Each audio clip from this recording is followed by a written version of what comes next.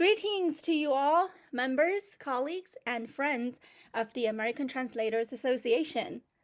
Welcome to another great episode of the Chinese Language Division podcast. Normally, when our guest comes to the show, we talk about translations, interpretations, localization, and anything and everything that has to do with the language service industry. But today, we're going to do things a little bit differently. We're going to talk about something fun, something to do with visiting one of the most exciting cities on the West Coast. That is Los Angeles. And why do we want to do that? Because the iconic event of our association, the ATA 63rd Annual Conference, is coming to LA in October. How exciting! That is just in a few months. LA has been my home for the last 15 years, and I cannot wait to see many of my colleagues and friends in my own neck of the woods at the conference. Now, when I say LA has been my home, I use the term LA very, very loosely, simply because Los Angeles is so confusingly vast and so spread out, and that to many of us, it's overwhelming. But then on the other hand, to some of us, LA may just be really small, as pop cultures and movies and songs have it, that LA is simply Hollywood, Beverly Hills, Santa Monica, and possibly Disneyland. Well, there isn't really the right answer to that because, all of them could be LA, and none of them really is LA. It just all really depends on how you define LA. Anyways, enough with the riddles. Let's get on with the real meat of today's episode.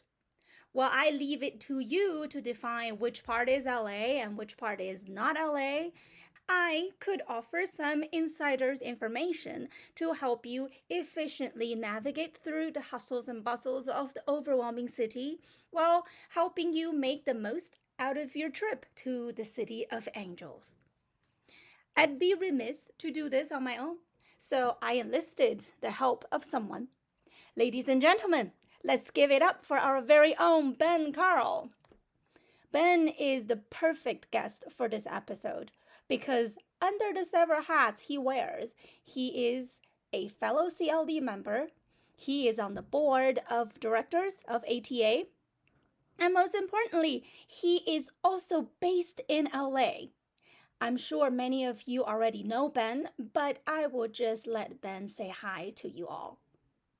Thank you very much, Jessie, for inviting me. I'm really thrilled to be here. My name is Ben Karl. I'm an ATA certified French to English, as well as Chinese to English translator and copywriter based in Long Beach, which is in the Los Angeles area. I was fortunate enough to be co-opted to the ATA board last year, and I'm running for the board again this year. And so I am here to kind of share some tips and tricks about Los Angeles in the hopes that a lot of CLD members will join us at the conference this fall. We really appreciate your taking the time to be here, Ben. Before we get into all that good stuff about LA, can we have you put on your official hat as the board member of the ATA and share with us a little bit about how LA became the hosting city of this year's conference? Yeah, sure. So, I'm new to the board, but I did my research, and I can tell you that conference cities are chosen 5 years in advance. It's 2022. LA was chosen as a city in 2018 to host ATA 63. So there are a lot of considerations that go into picking a conference location because planning a conference, especially one of our size, is it's a logistical feat. So it takes a lot of time, a lot of effort. But the host city, there are a couple of factors that are really important when choosing a host city for the conference. One of the most important, I think, is that conference cities rotate between regions to try to make sure that a conference location is close to a certain segment of the membership at least once every 5 years. Typically, the ATA tries to pick a city that is big, like a big hub with a really good airport and good connections to lots of international destinations and obviously domestic destinations so that a maximum number of people can get here easily. Another big consideration is just kind of the types of hotels that are available and the affordability of those hotels. I know AT would love to have a conference in somewhere like New York City, but a conference hotel accommodation in New York could easily run $400 a night and be really kind of too expensive or onerous for AT members.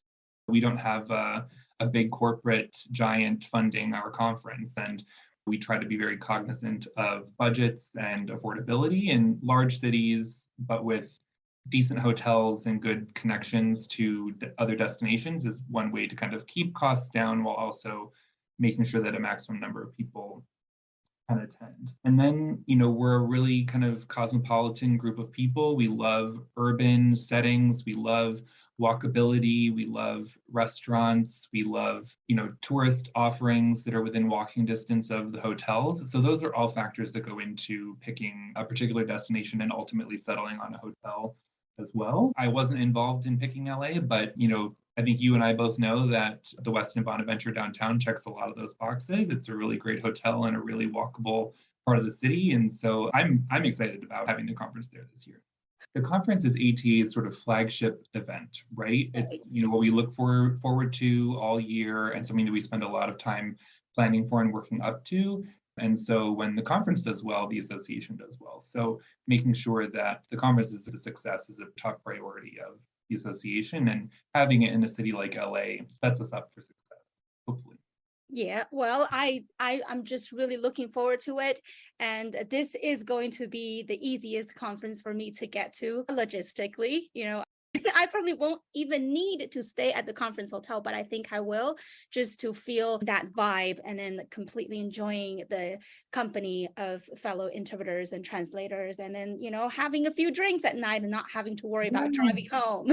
Totally. Well, and you and I, we can probably both take the metro to downtown to get to the hotel too. We won't even have to Uber. We can just hop on the train. It'll be great. Right. Speaking of that, a Right? lot of people probably don't even know that LA has a metro system or the train. So how about we let our listener know some about our LA subway system? Let's surprise them. So yeah, LA has a metro. LA Metro is a really fairly extensive network of both underground and above ground trains and buses that go all over the city. And it's very affordable. It is safe. There are some brand new lines. The Expo line goes from downtown to Santa Monica.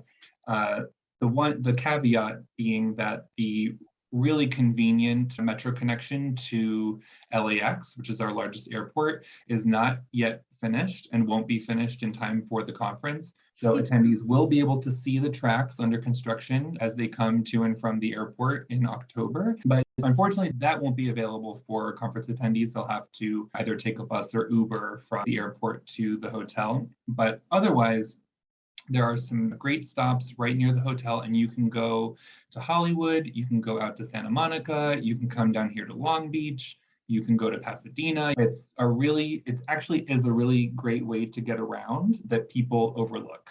And you'd be surprised how many people don't even know that LA has a metro system. Right. Yeah.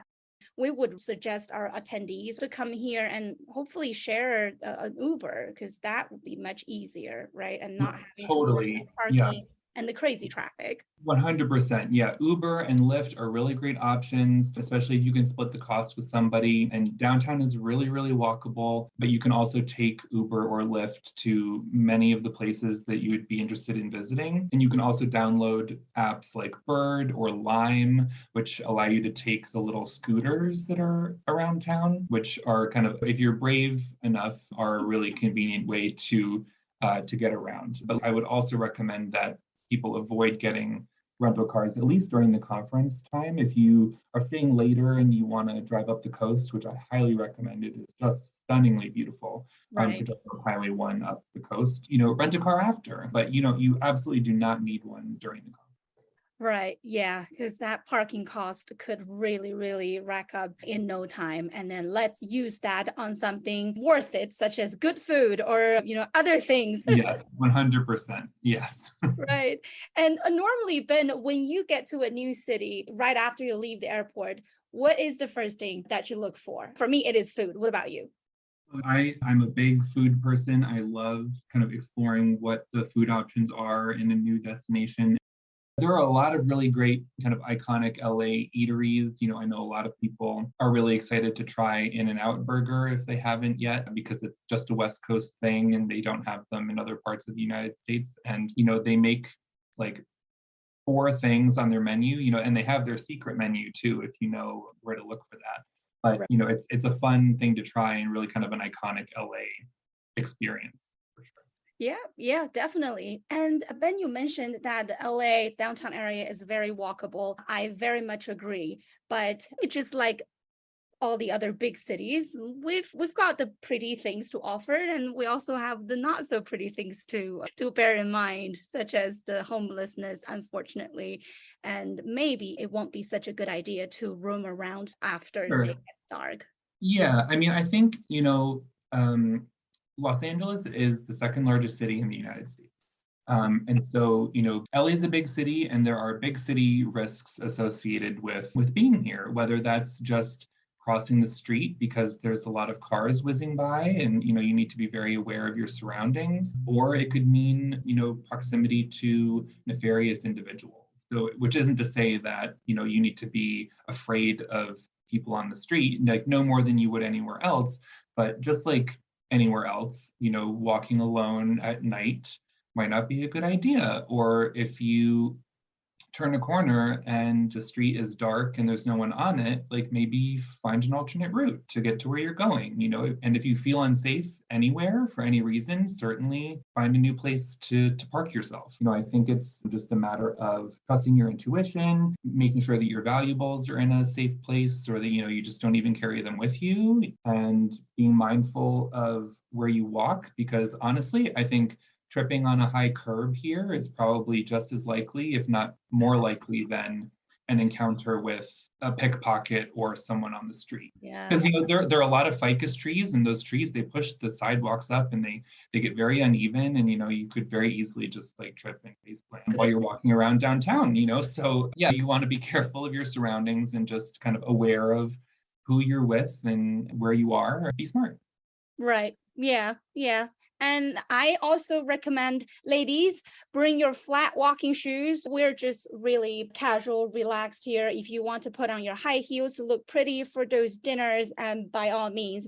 But also feel free to put on a pair of flats and explore the downtown area during the daytime as much as you can. And I also think it's a good idea to pack on maybe a weekend, either before or after the conference. Wouldn't you say so, Ben?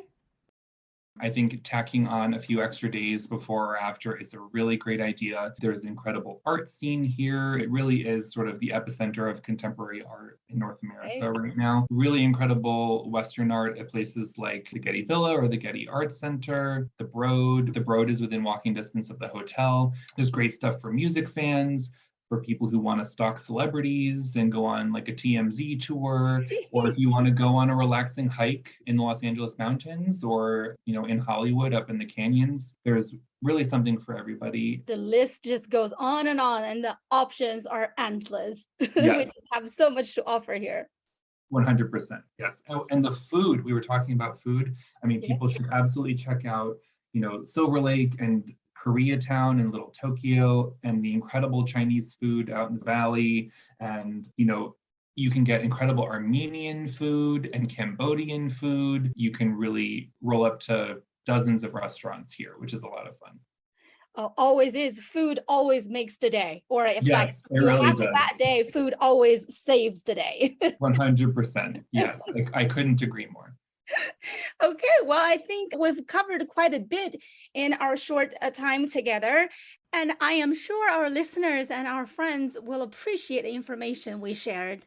Hopefully, Ben and I have done a good job at making LA visit sound a bit more manageable and less overwhelming, to where at least you know where to start. We know you're going to have a great time in LA.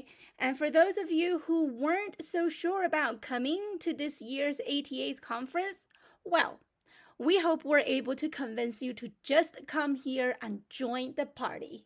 That's right. And listeners should make sure to check out the forthcoming blog post about the tips and tricks we talked about today. And stay tuned for more conference information, both on the conference website and on ATA social media.